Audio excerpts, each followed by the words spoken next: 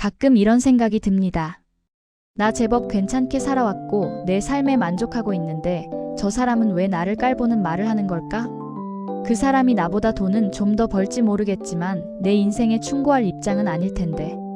만날 때마다 왜 나한테 긁는 소리를 하면서 불편한 감정을 남기는 걸까?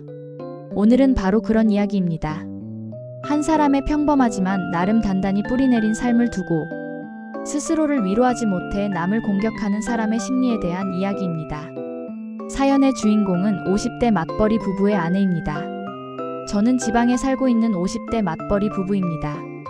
남편은 보일러 수리업을 하고 저는 집 근처 한의원에서 간호조무사로 일하고 있습니다. 집안의 살림과 돈 관리는 제가 맡고 있어요. 남편이 번 돈 중 일부를 생활비로 건네면 그 안에서 모든 것을 알뜰하게 관리하며 살아갑니다. 남편은 가정적인 사람이에요. 크게 벌지는 않지만 아이들에게 늘 따뜻하고 정직한 아버지입니다. 부부가 함께 번 돈은 한 달에 550만 원 정도입니다. 세금과 대출금 모두 제외하고 말이죠. 많이 벌지는 않아도 이 동네에서 알아주는 아파트도 한 채 분양받아 마련했고 좀 외곽이지만 가게도 하나 있습니다. 대출금이 줄어든다면 수입은 더 늘어날 것이고 두 부부가 건강한 편이라서 노후 걱정을 많이 하지 않습니다. 또 두 딸은 대학생이지만 장학금도 번갈아 받고 있고 간간히 아르바이트를 하는 등 크게 손이 가지 않는 정말 똘똘한 아이들이에요. 저희 부부가 복을 많이 받았죠. 그런데 문제는 오랜 지인 부부입니다. 그 집 부부는 사업을 하는데 합산 매월 3천만 원 이상을 번다고 합니다. 들으면 부럽잖아요. 어느 날 ATM 부스에서 현금 인출할 때 우연히 보게 되었는데 마이너스가 많더라고요. 또 카드값과 대출에 시달린다는 것을 쉽게 알 수 있어요. 사업이란 게 겉으론 화려하지만 쉽지 않구나, 마음 고생하겠구나 싶었습니다. 그런데도 그 지인은 저를 볼 때마다 이렇게 말합니다. 너희 부부는 그 돈 가지고 어떻게 사냐? 난 절대 그렇게 적은 돈으로는 살 수가 없다고 말이죠. 저는 적은 돈으로 잘 살 수 있다. 재래시장에서 소소하게 장 보며 매일 맛있는 찬 만들어서 남편이랑 알콩달콩 살고 있다. 집 근처 평생학습센터에서 매일 운동하는데 돈도 얼마 안 들고 재미있다고 웃으면서 대꾸해줍니다. 그런데 이 지인 부부 왈, 요즘은 밥 잘해주는 여자보다 돈 잘 버는 여자가 인기야. 그만두고 프랜차이즈 식당이나 하지 그래? 이럽니다. 저는 단 한 번도 이들한테 돈을 빌려달라고 한 적이 없습니다. 그런데 이 사람들은 만날 때마다 이런 말을 할까요? 사업한다고 만날 화려한 곳에서 외식이나 하면서 집 한 칸 마련하지 못하는 너희보다 내가 100배 나으니 제발 그만 좀 나대라고 하고 싶지만 그렇게 하면 똑같은 인간이 되는 것 같아서 참고 있습니다. 왜 남의 삶에 간섭하며 가르치려고 하는 걸까요? 어떻게 대처하는 것이 좋을까요? 이런 상황은 사실 굉장히 흔합니다. 지인 부부의 말은 조언이 아닙니다. 조언처럼 보이지만 사실은 불안의 표현입니다. 나는 이렇게 많이 버는데 왜 여전히 불안하지? 나는 외식도 자주 하고 좋은 옷도 입는데 왜 마음은 공허하지? 그 불안을 덜기 위해 옆 사람을 깎아내립니다. 넌 너무 적게 벌잖아. 그 돈으로 어떻게 살아? 이런 말 속에는 그래도 나는 너보단 낫다는 자기 위로가 숨어 있습니다. 이건 질투와 방어, 그리고 우위 욕구의 혼합형 심리예요.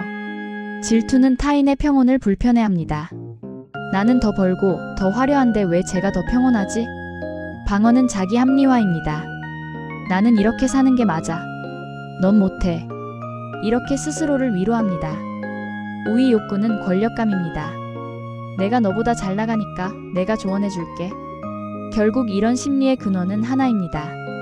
자기 불만족, 그리고 그 불만족을 감당하지 못한 불안. 반대로 사연자분의 삶을 보면 어떤가요? 550만 원이라는 수입 안에서 가족의 행복을 지켜왔습니다. 평온하게 감사하며 살아왔죠. 이건 단순히 절약의 미학이 아닙니다. 삶의 중심이 비교가 아닌 자존감에 있었기 때문입니다. 가정은 작지만 단단했고 남편은 다정했고 아이들은 제 몫을 하고 있습니다. 그런데 주변의 한마디, 그 돈으로 어떻게 살아? 이 말은 이 단단한 마음을 순간적으로 흔들어 버립니다. 이건 마치 오랜 시간 정성스레 가꿔온 정원에 누군가 갑자기 들어와 이 꽃 너무 작다라고 말하는 것과 같습니다. 그 한마디는 별것 아닌 듯 들리지만 마음을 움츠러들게 만들죠. 내가 잘못 살고 있는 건가? 내가 이상한 건가?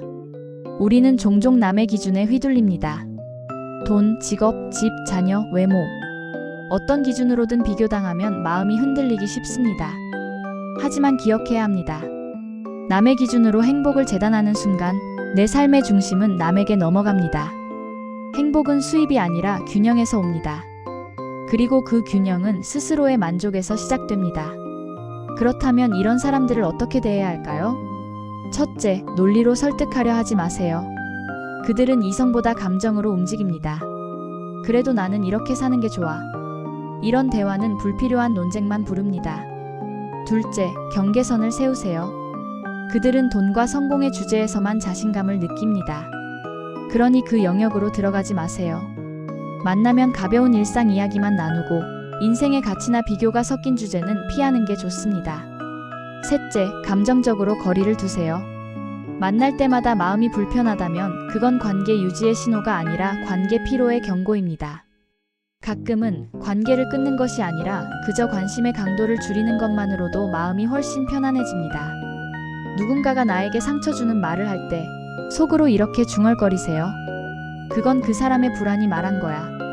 내 삶은 내 속도로 잘 가고 있어. 결국 우리는 모두 각자의 속도로 살아가고 있습니다. 누군가는 빠르게, 누군가는 천천히. 중요한 건 그 속도가 아니라 방향입니다.